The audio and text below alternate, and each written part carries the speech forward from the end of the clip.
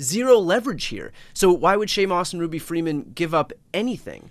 Yeah, Brian, another great question. Why settle? Why give up anything? You already won, and you were just trying to collect your winnings. Well, I think the answer is because collecting their winnings was a real uphill battle given the games Rudy Giuliani was playing with his assets. Remember, he even tried to go into bankruptcy court to protect some of his assets, but the bankruptcy judge discharged the case because the judge found Rudy wasn't even being straight with the judge or the bankruptcy court. So this was not an easy proposition for Shea Moss, Ruby Freeman, and their lawyers trying to collect on this $148 million jury award. So the reason they decided to settle was Rudy must have put up enough money or property or something of value to satisfy them, that they were no longer interested, and it was no longer in their interest to keep fighting this battle to collect from Rudy Giuliani. But it's really frustrating for those of us who have been watching this story, following this story, who were, really pretty upset by the fact that somebody like Rudy Giuliani, back in his capacity as an attorney for President Trump, then President Trump, was defaming the good people who were standing up and doing the hard work of monitoring and working our elections. He gets to defame them, and then they have to chase him to try to collect on a money judgment. And now we don't know. We don't know anything about the terms of the settlement. For example, did Rudy Giuliani pay pennies on the dollar, or did he pay them, who knows, $100 million to get them to settle the $148 million award that they are owed? We don't know. Who provided the money, the assets, the things of value that apparently Rudy Giuliani used to win this settlement agreement, right, to the satisfaction of Shea Moss and Ruby Freeman? We don't know. So yes, we have been watching this from the outside, trying to figure out, how this litigation would end up, how it would resolve itself. And now, because the terms of the settlement agreement are confidential, we're not going to have any answers to those questions. But here's the thing.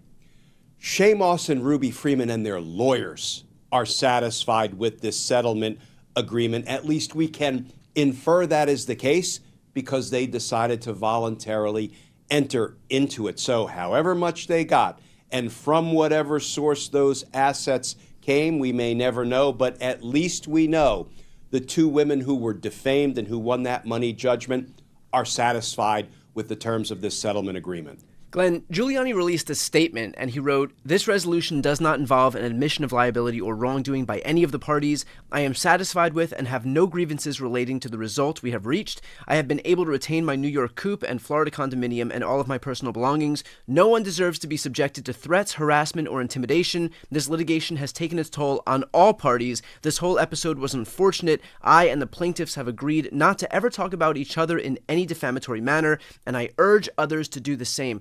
So Giuliani says this litigation has taken its toll on all parties, as if he was also some victim instead of the perpetrator here. What do you make of this statement, which is just rife with both sidesism, which just casts Giuliani into this light of victimhood, even though, again, he is responsible for all of this? Brian, what do I make of that statement? Not much, which is pretty much what I make of every statement by Rudy Giuliani in recent years. Someone who has been disbarred in multiple jurisdictions, someone who has been found to have defamed Georgia state election workers over and over and over again in order to pay $148 million, somebody who's been criminally indicted in a RICO case down in Georgia and indicted out in Arizona. I don't make much of anything Rudy Giuliani says, but I want to zoom in on one piece of that statement, which is really intriguing. Now, it raises more questions than it answers, but that piece of the statement involves Rudy Giuliani saying he gets to keep his New York co-op. Now, unless I'm misreading something, or unless Rudy has multiple co-ops in New York, I don't think that's the case. A judge already ordered that he had to turn over his New York property, his New York home, to these two women to satisfy the money judgment entered against him. So it looks like even though a judge ruled that he would lose his New York home, he's saying under the terms of this confidential settlement agreement, he actually gets to take it back. He gets to keep it. What does that suggest, Brian? To me, it suggests that somehow Rudy Giuliani came into a whole bunch of money to help him dig out of this extraordinary financial problem he was experiencing, owing $148 million and not having nearly the assets to satisfy that judgment. It's been reported that Rudy's net worth is estimated to be somewhere around $10 million, and I think that included the co-op in New York and his home in Florida. So, again, it raises more questions than it answered. Where in the world did the assets come from that Rudy Giuliani apparently used to negotiate this settlement agreement with Shea Moss and Ruby Freeman? Talk about curiouser and curiouser, but it seems that we may never get answers to those questions. Glenn, where does Giuliani stand as of right now with regard to whether or not he can actually practice law? Where can Rudy Giuliani practice law? Let's see. There's nowhere. I mean, the reporting is, Brian, that Rudy Giuliani lost his law license in New York. He lost his law license in Washington, D.C. I don't know whether Rudy Giuliani has other law licenses out there other than in those two jurisdictions.